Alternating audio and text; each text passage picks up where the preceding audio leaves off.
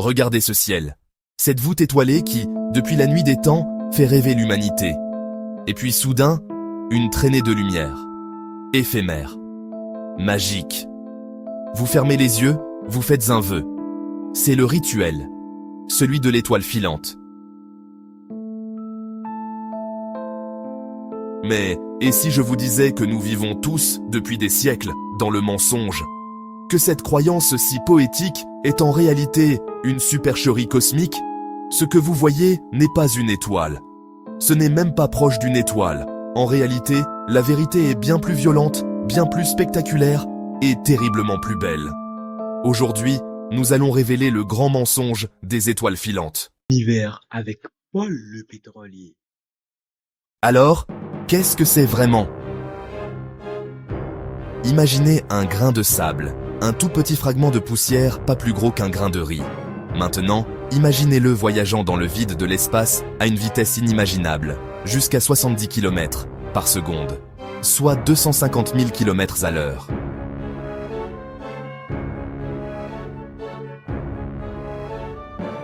Ce grain de poussière, on l'appelle un météoroïde. Et son destin va basculer quand il va croiser notre atmosphère. À 80 km d'altitude, cette particule minuscule entre en collision avec les molécules d'air. La friction est si intense, si brutale, que l'air autour d'elle se transforme en plasma surchauffé à plus de 1500 degrés Celsius. Le grain de poussière ne brûle pas, il se vaporise littéralement dans un ultime flash de lumière. Ce que vous appelez étoile filante est donc en réalité le dernier soupir incandescent d'un voyageur spatial, son suicide spectaculaire, son autodafé cosmique. Le vrai nom de ce phénomène? Un météore. Et c'est là que les choses deviennent intéressantes. Car en astronomie, chaque mot a un sens précis. Suivez le guide. Étape 1. Dans l'espace, notre petit caillou ou grain de poussière s'appelle un météoroide. C'est le voyageur. Étape 2. Quand il pénètre notre atmosphère et produit cette traînée lumineuse, il devient un météore. C'est le spectacle. Étape 3. Et si par chance, le météoroïde est suffisamment gros pour survivre à cette entrée infernale et atteindre le sol, le fragment qui arrive sur Terre devient une météorite. C'est le survivant. Donc pour résumer, météoroïde là-haut, météore dans le ciel, météorite ici-bas. Mais attendez, parfois, le spectacle est encore plus grandiose.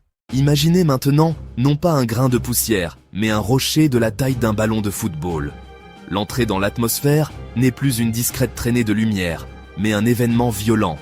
On appelle cela un bolide, ou une boule de feu.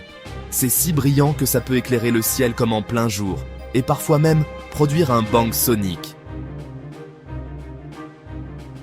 Maintenant, la question qui brûle toutes les lèvres.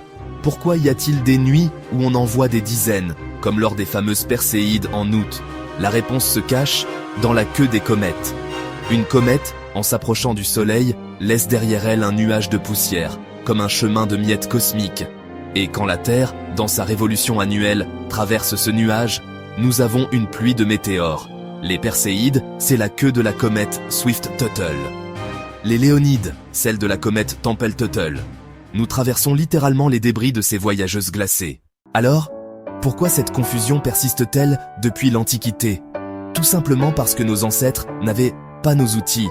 En regardant le ciel, ils voyaient des points lumineux fixes, les étoiles, et parfois, un point lumineux qui semblait se détacher et tomber. Logiquement, c'était une étoile qui file. Le terme était né. Et comme il est bien plus poétique de faire un vœu à une étoile qu'à un grain de poussière en combustion, le mythe s'est perpétué. Alors, la prochaine fois que vous lèverez les yeux par une belle nuit d'été, vous saurez. Vous ne verrez plus une étoile qui tombe, mais le dernier adieu flamboyant d'un voyageur venu des confins de notre système solaire. Un fragment d'histoire, un morceau de comète qui a parcouru des milliards de kilomètres pour offrir sa mort en spectacle, juste pour vos yeux. Le vœu que vous ferez n'en sera pas moins précieux. Au contraire, il sera adressé à la véritable nature, brute et violente, de notre univers. La magie n'a pas disparu. Elle est devenue réelle. Et vous, aviez-vous déjà fait la différence entre une étoile filante et un météore? Partagez votre avis dans les commentaires. Si vous avez aimé démêler le vrai du faux, abonnez-vous et activez la cloche pour ne rater aucune de nos prochaines enquêtes scientifiques. À très vite sous le ciel étoilé.